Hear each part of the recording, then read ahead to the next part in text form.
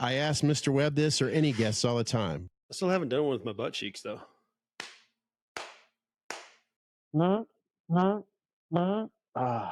Was that close?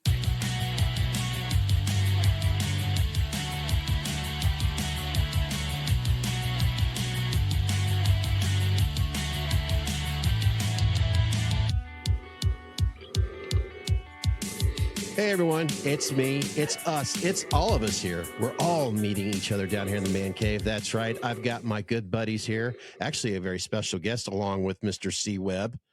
Mr. C Webb, if you would not mind introducing our special guest, I would be greatly appreciated for that. I don't know if he needs an introduction. I mean, there's really not anything that I could say that the man hasn't, already been precedented by. He's it's the man, the myth, the legend. It's Mr.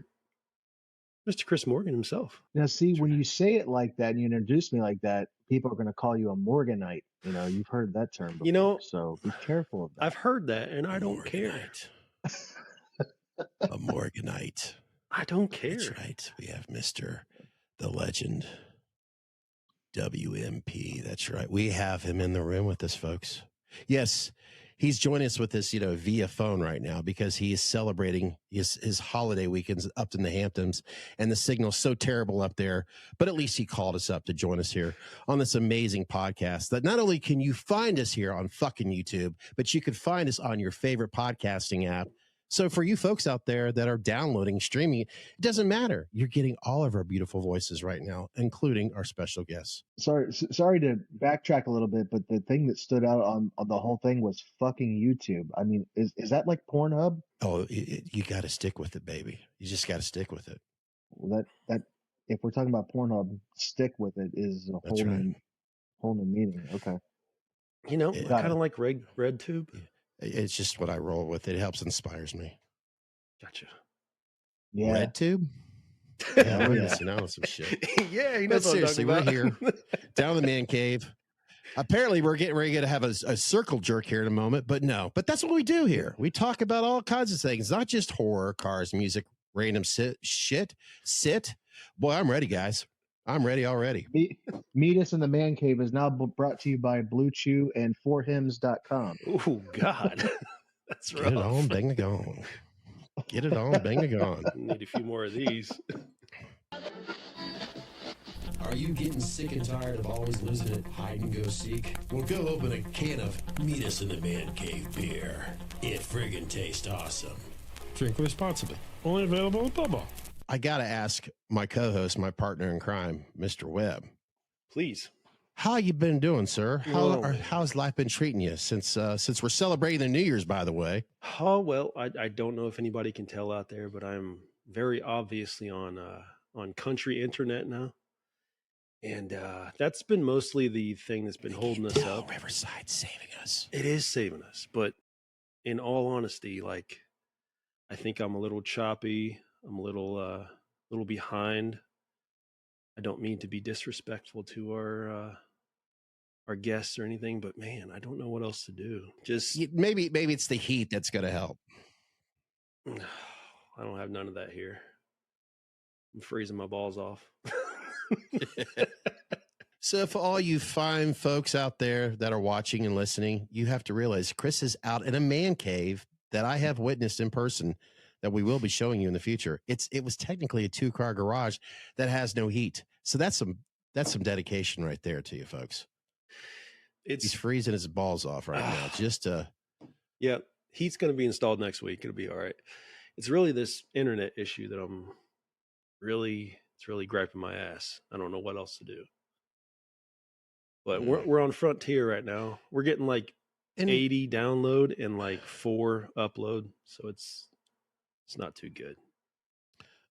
Oh, welcome back, dial up. Yeah. Yeah. Shitty. You've got mail. And of course, as Mr. Webb has introduced our special guest here, you know what, Webb? I know for the longest time we have been talking about this gentleman behind us back here on the podcast, how we've been looking forward for him to join us here. Oh, yeah. Thank you so much, Morgan. Dude, thank you for joining us. I really do appreciate it. How How you been? Oh, well, thank you guys for having me, but we got to stop with this special guest stuff because uh, like we were saying before we went live, you know, we're human beings. We're all pieces of shit in our own way, every single one of us. So, if you want to say our special piece of shit guest, I that's fine, but the special guest stuff makes me feel like I'm more important than I am, and I'm definitely not. So, but But the to my pleasure. son, you are. It really? Yeah. I'm trying to save myself here. So, to me, you're a Oh, okay. genius, sir. Okay. Well then, for your son, I will take it. How's that? okay. Zach, did you hear that? Yes, I did. Thank you, Mr. Morgan. See? Well, thank you, Zachary. But Scott, you're a good ventriloquist. I will give you that. He's speechless. You left him. You have, wow. You really accomplished something. I was just gonna say, for me, I mean, it's just I just respect you, man. I know it comes off as like I don't know the word for it, man crush. I don't know. Like I always talk about your work and how great of a dude you are, and it's just like, man, I respect your knowledge. I respect your experience. I respect the whole deal, man. So I will still use special guest. Forgive me. But Well, I appreciate that, but this is definitely a treat for me.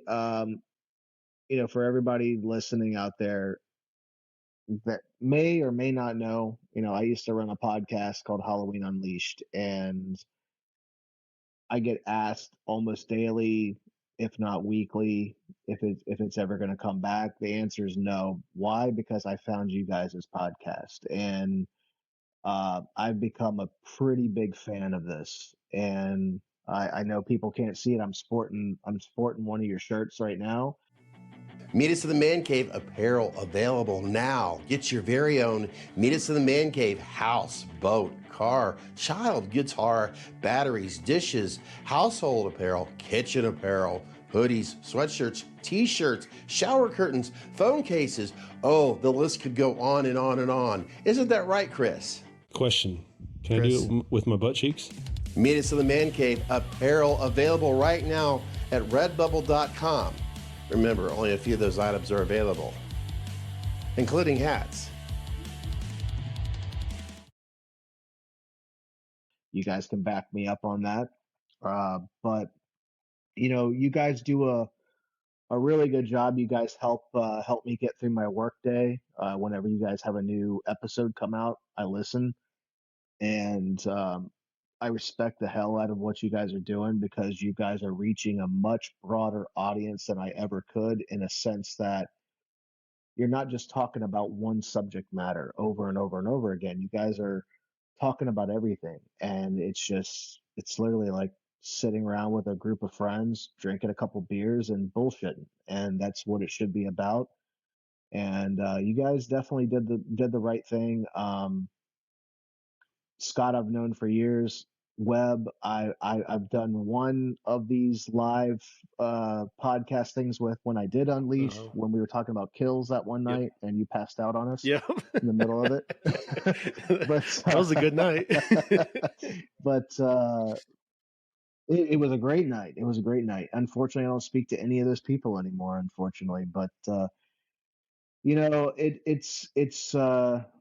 it's really cool to see two people that I do respect, and Scott has always been good with the YouTube stuff, and Webb, I didn't even know that you had podcast stuff in you, because I didn't know much about you, but like hearing you guys banter, and you can definitely tell you guys are friends, but you guys play off each other very well. It's always a very entertaining show, and there's never a moment where I'm going, God, get to the point. Let's get on with the show. And there's plenty of podcasts out there like that, but you guys with your banter and your friendship, it definitely comes through the audio stream every week. And I'm just happy that that now I can sit back and say to people, when people ask me, are you ever going to come back with Unleashed? I said, no, I'm not. I may do a Facebook Live once in a while just to say hey and talk about something that is, relevant at the time. But I said, if you guys are looking for a podcast to listen to, there's two of my buddies that are doing a really good one. And it's because of that podcast that I know that they are light years more than what I ever wanted to be. So you guys are doing a great job, and I'm proud of both of you for sure. Dude, thank you for that. Chris, go ahead. Sorry. We're just full of bullshit. Webb. We're just full of bullshit. That's all. We just bullshit the whole time, don't we, Scott? But it's entertaining bullshit. Meet us in the man caves. Underwear that's fun to wear. Super duper absorbent materials that absorbs 25 times its weight, neutralizes that shitty and pissy odors with our lavender musk scent. Shitty male protection to pissy male protection. Maximum overloads. Meet us in the man caves fresh protection underwear that's so damn fun to wear. Now come on, what are you wearing? Only available at Bubba. I can't thank you enough. Those are, just thank you. It makes me feel proud. And Chris Webb, he's grown into, from day one, you could see how this is really, he's got a gift with it. He's great with his words. Mm-hmm. When we get into even the subject matters that are serious, it's like he's an artist with it. And I've tried to tell him that time and time again. And maybe it goes in one headset to another, but he's really good at it. Yeah, there's nothing in between these headsets. Except for his legendary ball cap. But no, Morgan, thank you so much. I really do appreciate it. And I want to ask you something real quick. It's related to Webb's situation with you being, and let's face it, you are a master at it. As long as you have been crafting the beautiful mask that we all love and adore so much, white mask production. With Webb's situation right now in his man cave, with the cool temperatures, and it's 30s, and maybe it's in the 40s right now in his room, and I'm just guessing, with no heat, is that going to cause any damage? That more than half of his collection is a mask that you have produced, that you created with your own two hands. Oh, yeah. Is that going to cause any, issues with the latex in that temperature? Not that I'm aware. Trust me, if I'm wrong, there'll be plenty of people that'll tell me I'm wrong.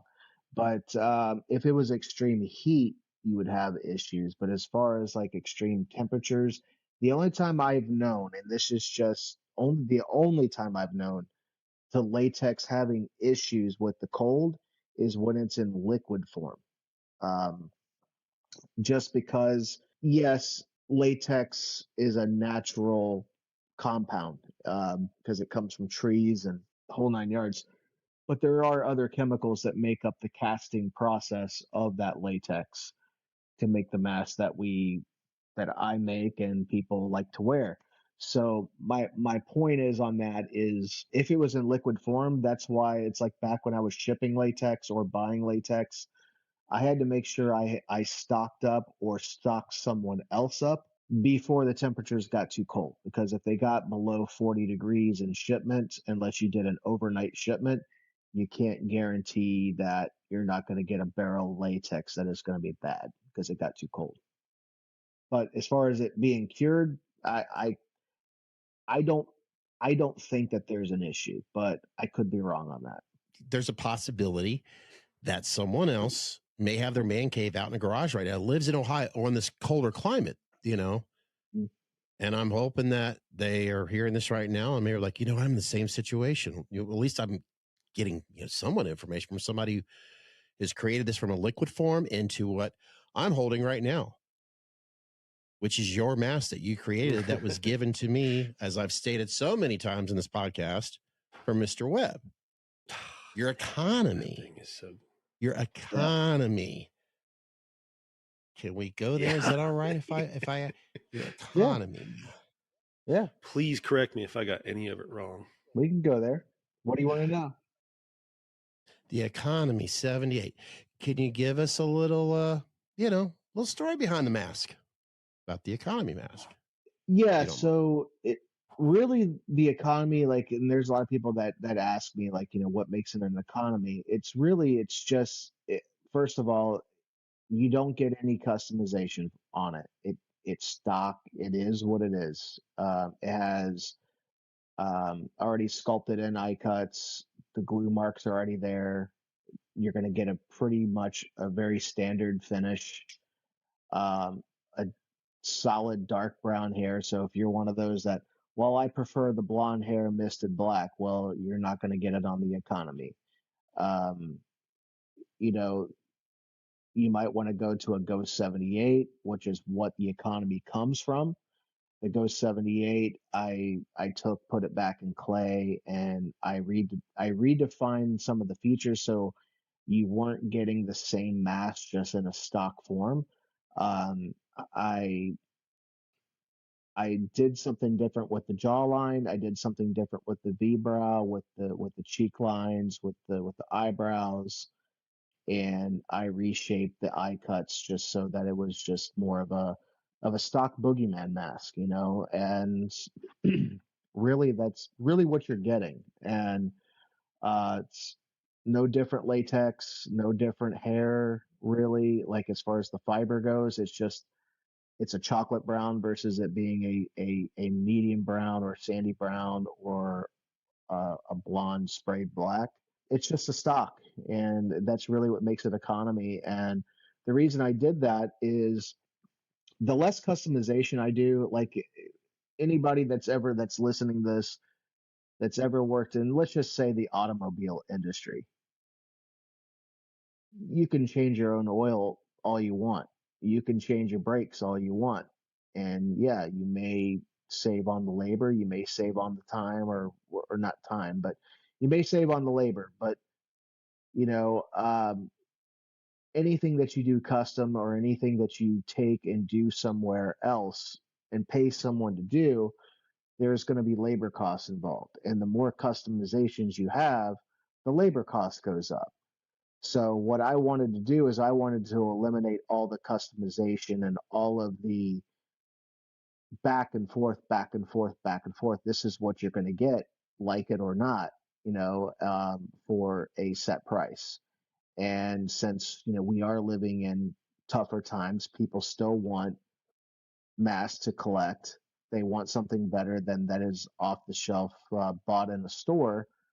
They want the independent stuff, but they want like a either rehauled price tag. Well, there you go. The Economy 78 is your off the shelf, no customization, but independent flair for something that is well within your rehaul price. Damn. I didn't know that, dude. I'm so used to where I'm at with the whole mass collecting part of it. Like I don't even question about customizing anything. Like I'm I'm just like, dude's gonna treat me right. Like just this is what I want. Like just I know you'll deliver. I don't even ask anymore. I didn't know that was anything I about it. appreciate that. Damn. Let me clean that up a little bit because somebody might say, well, he charges extra for customization. No, I don't.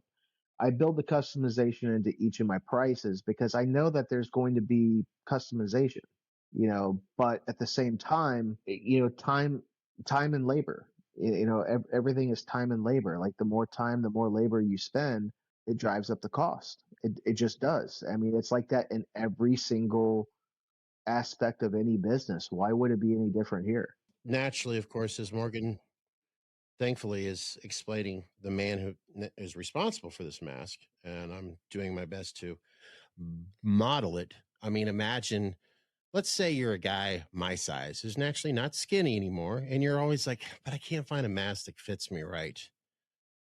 Morgan, I'm going to pretend like I don't know the difference between, hey, ladies, Mr. Big here. The economy, about what size is this? I think the one that you have is about 24 and a quarter. But if anybody that's ever shopped anything with me before, first and foremost, I do various sizes on pretty much everything that I do. 25-inch of mine doesn't fit you. I'm sorry, I can't do a 26. 25 is my limit, but I will go as small as a 23. But what you have is 24 1/4. I try to, think of everybody's head size, but for that less than 1% that has a 26-inch head, I'm sorry, I can't help you. Yeah, you got a 24 1/4, and yeah, that's what So yours there you is. go. That thing is beautiful. If, as you can tell, I don't have a tiny little face, but this thing fits me perfectly. If I chose to buy, let's say, want to purchase an economy mask, reach out to White Mask Productions, and I want to wear something for Halloween. There you go. Just say, I look about Scott's size. Bingo. Beats the hell Can out I of. can I just sneak this in here too? This Sure. is something that piggybacks off of that. Sure. Is Webb will be the first one to tell you is I have a 14-day trade out policy, no questions asked. If something doesn't fit you right, okay, if it's too big, contact me immediately. I'll pay to ship it back, and we'll try to get you in a proper size. I try to take all my pictures naturally. Some people say, hey, how come you don't do costume shots, or how come you don't do stylistic shots? I try not to do that. I know that there's a lot of artists who get into a lot of that stuff, and I am not saying anything bad about that. There's some beautiful pictures that are taken out there and if they want to get into doing that, more power to them. That is totally up to them and acceptable. But for me, I want to try to stay as true to what I created for you as possible with no edits. Um, and but if you get a mask from me and it does not look like it does in the pictures, once again, contact me. I will trade it out if you're not happy. It's that simple. Um, I don't want anybody that's ever purchased from me to walk away and say, I didn't get my money's worth, or I need to sell it because it doesn't fit, or it didn't look like it did in the pictures in person. I've been on the collector side before. I've also been on the artist side, and I've heard the stories from collectors that I've become friends with who've bought from other people who have had that experience. That is a terrible position to be put in. And a lot of times collectors don't speak up and say that because they're afraid they're going to piss the artist off. I'm not one of those guys. I'm one of those people that if you're respectful and you handle it professionally, I'm cool. You start being a dick, yeah, I can be a dick right back. I mean, just like anybody can. But I try to be as accommodating as possible. And if you're not happy, well, guess what? You're holding my business card. If you're not happy and it's shit, that's a reflection on me and my work, and I can't have that. So it just made more sense to me. And plus, you guys are spending a lot of money on these things. Why wouldn't I offer that customer service, that level of satisfaction? You're spending your hard-earned dollar, your entertainment dollar on something that you wait several weeks for, sometimes several months for. Why not get it exactly the way you want it? Period. It just, that 14-day thing, and I will totally vouch for that.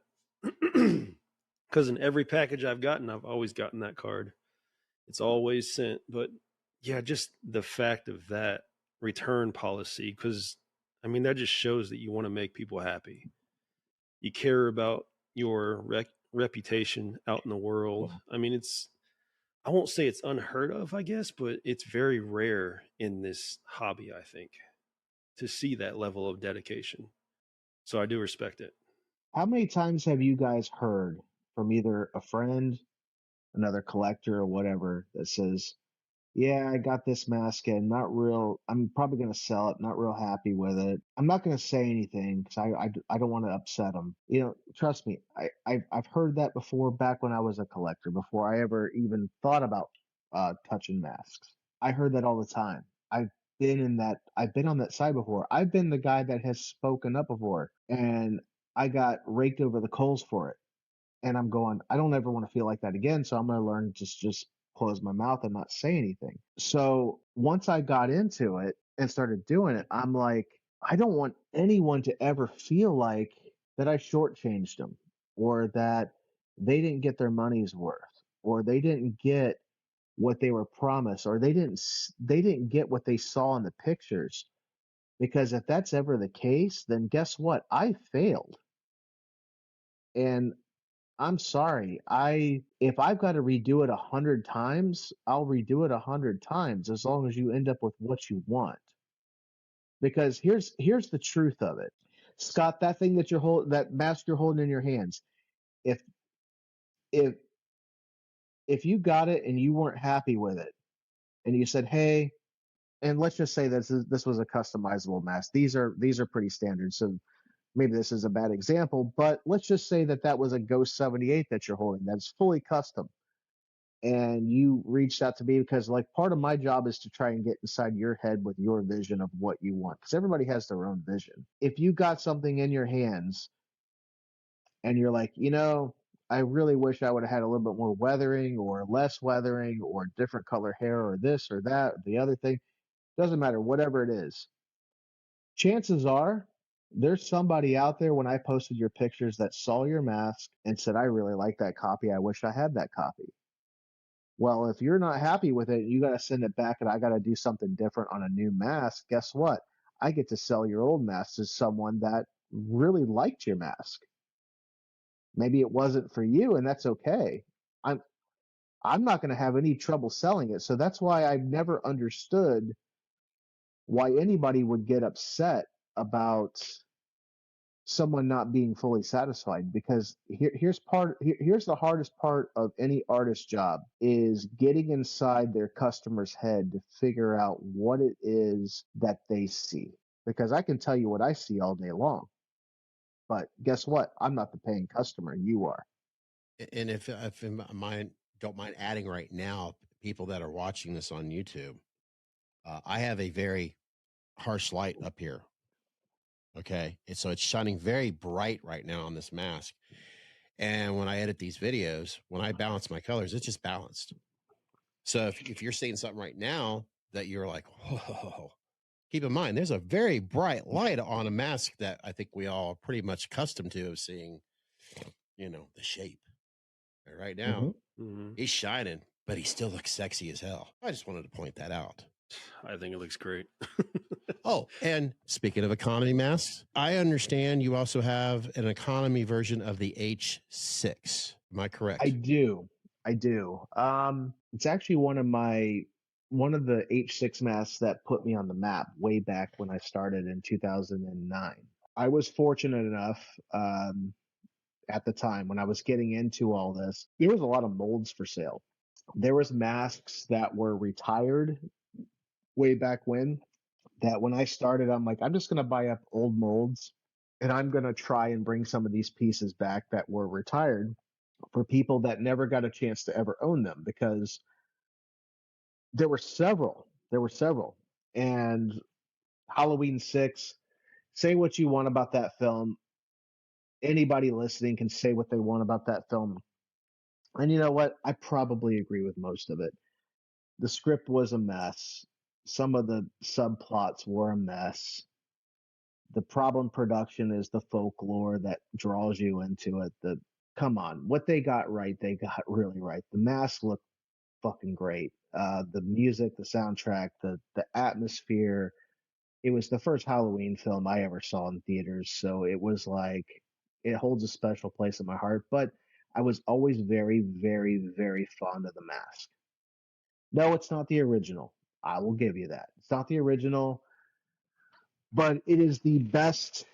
And I know there's a lot of 2018 kills and ends mask, and I know ends is very polarizing. We won't get into that.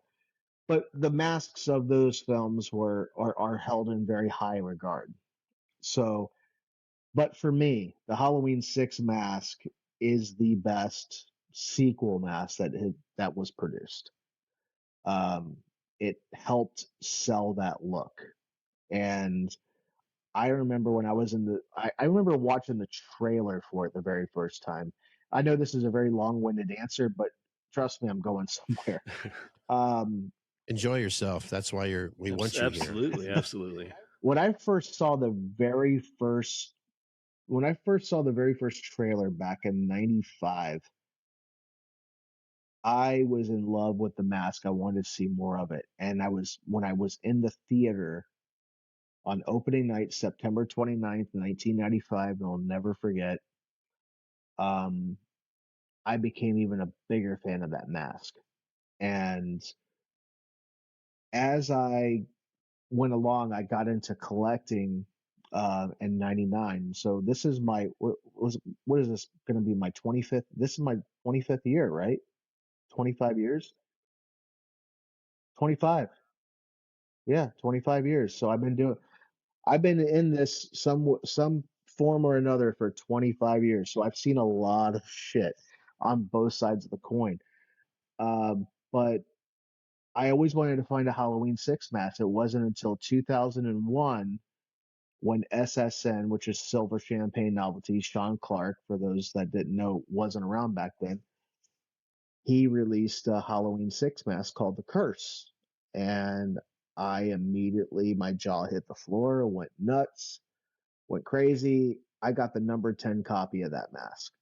And it stayed with me for 8.5 years until I sold it. And I only sold it because I was making my fan films. Then, the mask wasn't being made anymore. He came out with the George P. Wilbur signature series. Then he came out with the SSN 6 SIX. But the Curse was no longer being produced.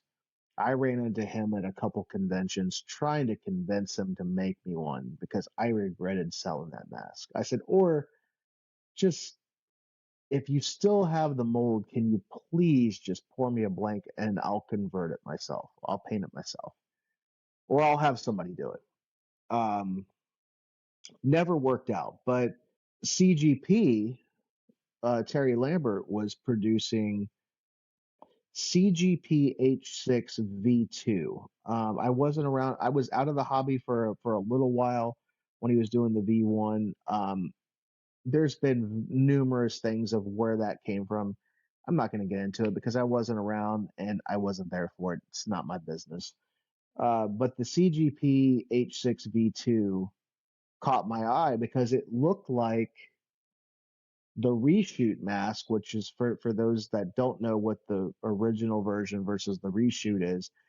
Halloween 6 had a lot of reshoots a couple months before it came out into theaters, which is known as the theatrical cut. The producer's cut is more the traditional. There was no alterations to the mask, no nothing, no problems with the mask. It is what it was.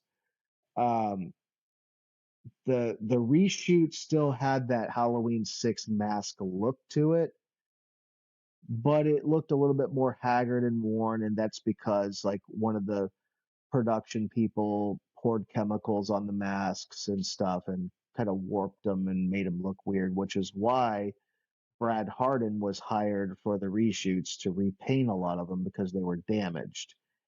So for those that say, well, Brad worked on the initial shoot, no, he didn't. There's an interview out there where he's talking about the death of Donald Pleasance, where he flat out says, I never met Donald Pleasance because I didn't work on the original shoot. I came in for the reshoots. So for those that says, well, yeah, he was the guy that worked on the mask. Actually, he wasn't. John Carl Beekler was. And his FX team was the guys that worked on the original mask. So the CGP H6 V2 always looked like the reshoot mask to me. Always did. And in 2009, I was able to score a production mold when CGP was battling their problems back then. And I'm not even going to get into it. It doesn't even matter. I was able to score some like the production mold from that. Then a couple of years later, Terry and I worked out some sort of a trade where I got something. I got his original H6 V2 master versus a production mold. I got the actual master. So I grabbed that, and that became known as the Reigning Red.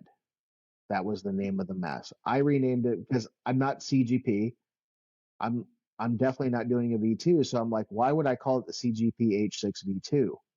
Makes no sense. I got the mold now. I got the master. Let's just call it the Reigning Red. Then the Reigning Red, for those are like, well, where did that name come from?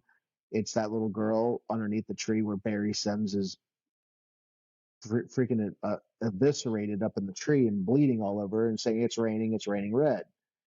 I love that And so name. that's where the name came from. It's Raining Red. My music love Peter Gabriel a lot because I love Peter Gabriel. Right. Raining, that song.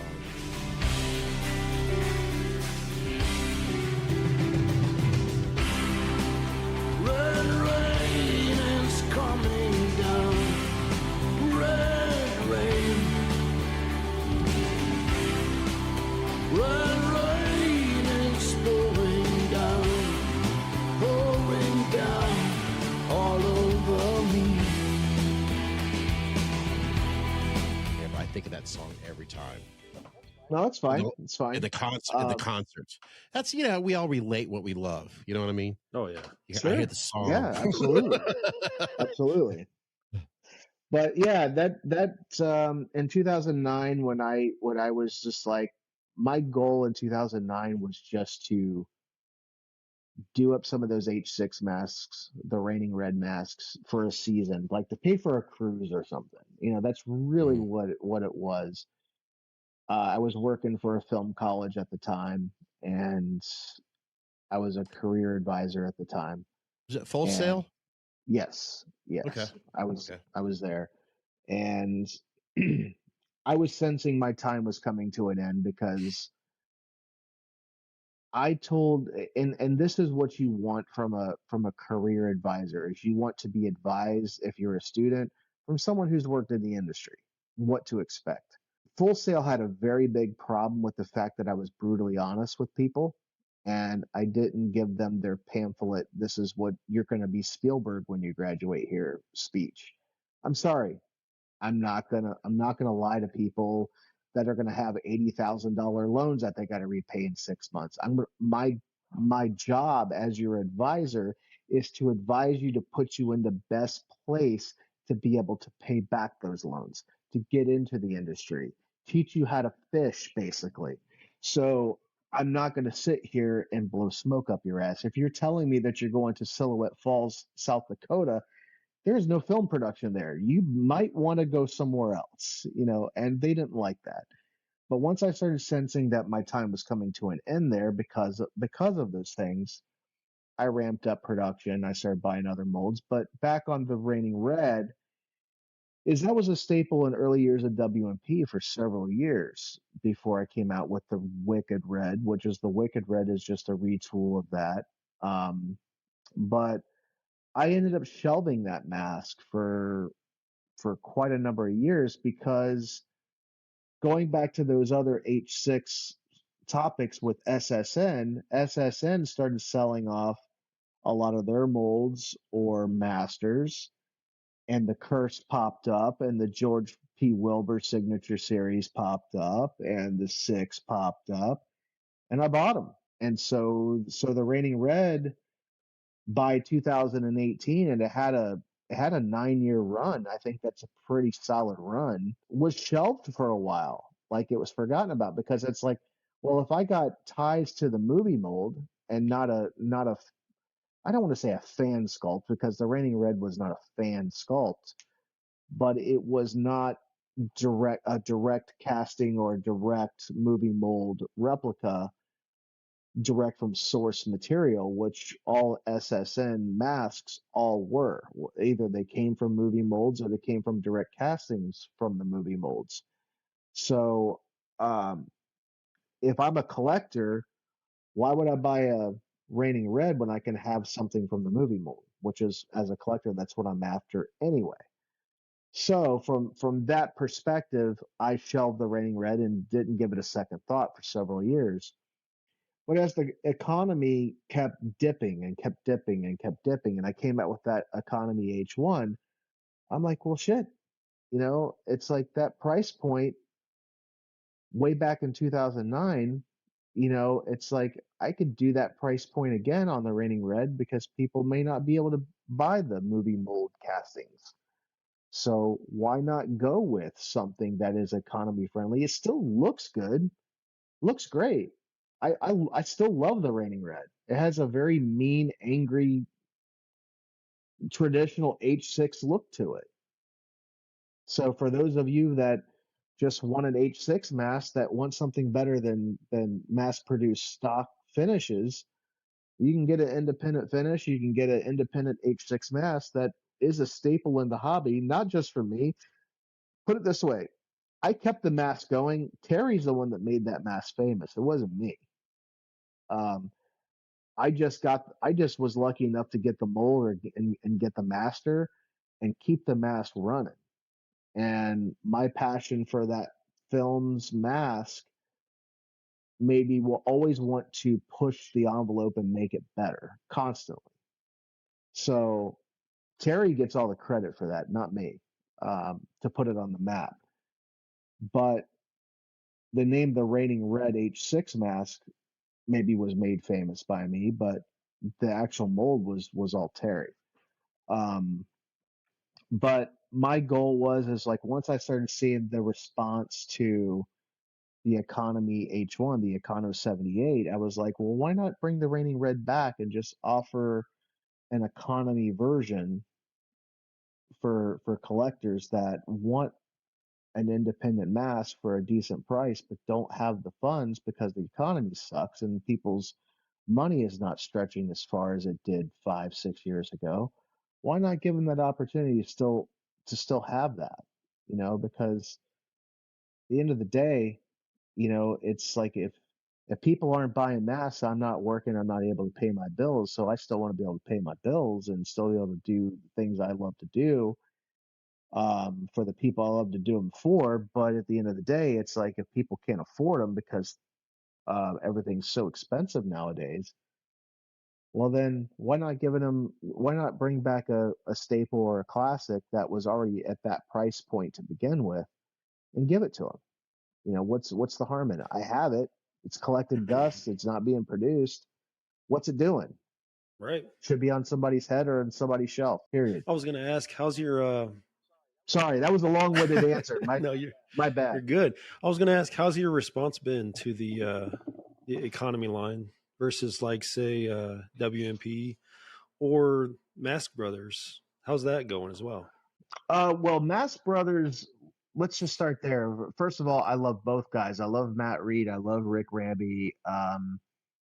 They're two of my best friends in the hobby, and we've never had an argument. I would love to have those guys on here. Sorry, Chris. You should. Would love They're to great guys. Rick's They're a good great dude. guys. For sure. I'm so selfish there. I meant to say we would love to have them on here. I'm sorry. I really am. No need. Well, I'm not going to get on and tell his business, but I know that Matt has been venturing out something that he made it public, so I can say this. He went to get into nursing school. He got into nursing school and he just graduated, and so he took more of a backseat to mask making for quite a long time because, like, put it this way, I saw him in June of 2022 for a convention. And put it this way, Matt and I, we used to talk sometimes daily, but always weekly. But ever since that con, it has been not very often we've been able to get together because he has been so busy. But so on top of that, for the last few years, Rick has been steadily dialing back because the responsibility of his job has picked up and picked up and picked up. The Mask Brothers side of things, like, we're all still friends. We'll all still do projects together. We'll all still share stuff. That's not a problem. It's just out of the three of us, I think I'm the one that's the most active out of the three. But we're all still very, very, very close friends. Speak. Go ahead. Sorry. I was going to say, speaking of being active, is there anything with being here we are celebrating the New Year's? Is there anything that you, Mr. Morgan, White Mass Productions, are you working on anything currently right now that you would like to share with the rest of the world? Or for all of our valuable listeners out there? I dropped a teaser, you know, like I'm coming out with that wMp 75 V2, which is basically, it's for anybody that has been following for the last several years, the MB 75 limited edition project that the Mass Brothers, that's what MB stands for, Mass Brothers, that we came out with was a casting of a 75 Kirk that we enlarged and made our own. I don't want to say modification because there really wasn't any modifications. It's just whenever you enlarge something, you've got to try and bring it back to the look of the source because you're stretching it, you're growing it, so naturally it's going to elongate, or it's going to do this, or it's going to do that. You're making me feel loved here for the big people out there that need masks. So come on. But no, like literally the 75 Kirk casting that Matt had, literally it fit on my fist. Really? Wow. It was that small. So I mean, for anybody that wanted to wear something, it needed to be enlarged. So it was quite the process, you know, of getting it to size. And then we was like, well, let's make it a limited edition run. Then it got down to the point where we all decided that, hey, we all need a casting of this, and whatever we decide to do with it is totally fine. I can't speak for everybody. I can speak for me. I know, and when I say this, somebody's out there is gonna hear it and they're gonna go, well, everybody else has done that idea. You picked up off of everybody else. I can't tell you when everybody else had their idea to do it, but I can tell you right now, I know when I did this was 2 years ago. I 3D scanned that casting and then I 3D printed it 2 years ago. And I had them lock the coordinates of the size I wanted, and I blew it up to the normal size. So what you're seeing with the wMp 75 V2 is I was trying on my V1, which I'm sure somebody's seen pictures of it. I got it right over there. I was trying to make it. Yeah, I was trying to make it. Here, let me go. Almost a continuation of. Yeah, go ahead. I was trying to make it more of a continuation of the MB 75 since it was a limited edition run. But I wanted that MB project to stay its own because that's something that us three did together. And I'm like, I don't want to just come out with another MB 75. I want it to be special. There you go. That's it. It's so amazing. I'm sorry. It's just, folks, and I'm interrupting. I'm sorry. It's okay. I want you to think about this when you're investing into your collection. Listen very carefully to what Morgan's talking about, how much he is seriously thinking about the science behind this. I've said it before. I'll fucking say it again. Dude's an encyclopedia. I mean, you just got to respect it, honestly. Oh God, when we were doing our first episode for season 2, as I'm over at Chris's original man cave, I mean, I was just like, I was falling in love with certain masks. Of course, you guys, we have a certain, you know, it's how it is.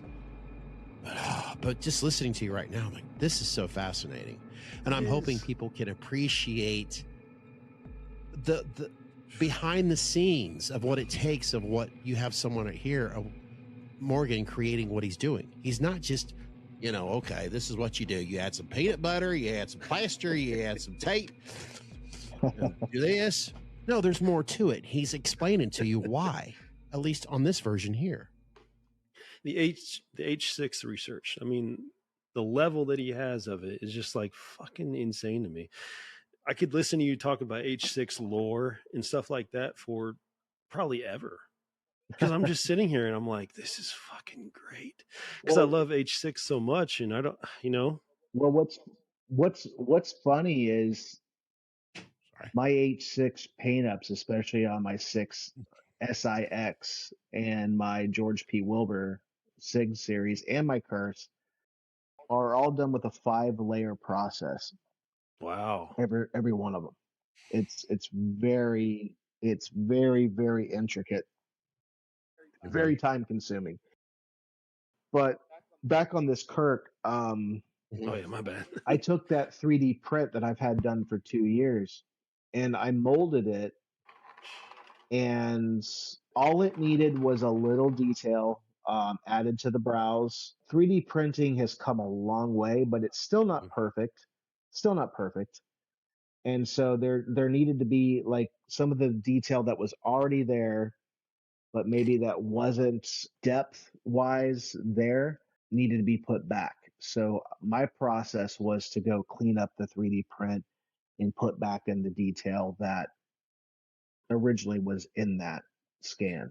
It was all there. It just needed to be enhanced just a little bit. And when I say enhanced, I'm not talking about a full refinement. I'm just saying just popped here and there, just dialed in a little bit, cleaned up. And that's really all it is.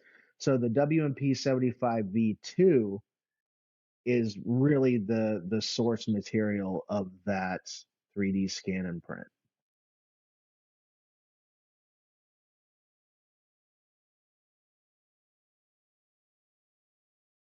I'm just waiting for the house Yeah. to sell, and then I know.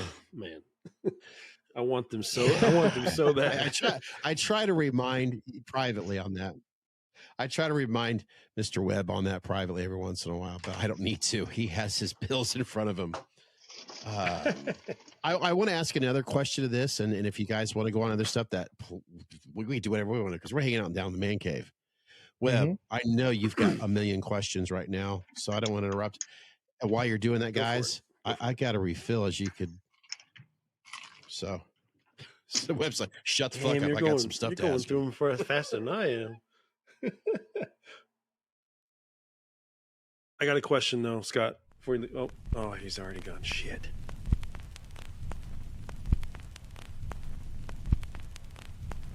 Chris and I want to thank you for listening or watching Meet Us in the Man Cave. Since you enjoyed watching us, make sure you want to tell all your friends about us, subscribe today, and click on that notification bell. It's going to be helping you being reminded when our next episode is uploaded, or even possibly a live stream video. You can follow us on Facebook, Instagram, Twitter, and of course, YouTube. You can listen or download to Meet Us in the Man Cave on your favorite podcasting app, available to stream or download so you can listen to us all you want, whenever you want. For more information, go to meetusinthemancave.podbean.com.